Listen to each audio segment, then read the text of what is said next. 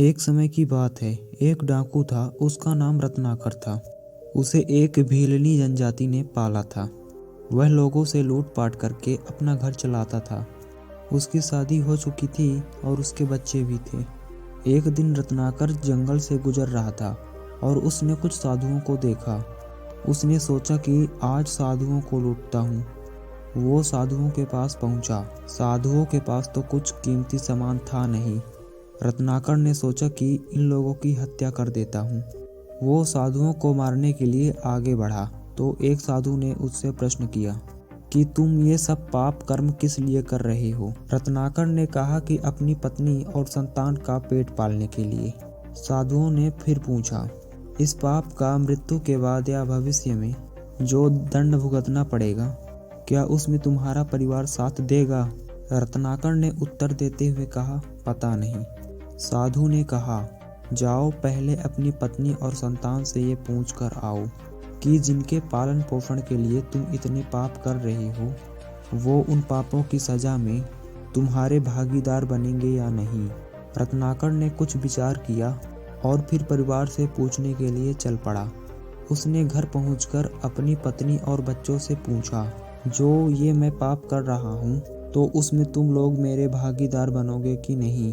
पत्नी और बच्चों ने साफ इनकार कर दिया। उन्होंने जवाब दिया कि ये पाप तो आपके हैं, ये पाप आप कर रहे हो, इसमें हम लोग भागीदार क्यों बने?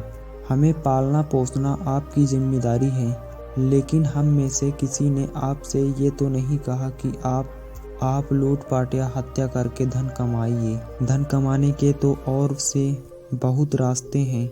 रत्नाकर जवाब सुनकर फिर साधुओं के पास जाता है और सारी बातें बताता है।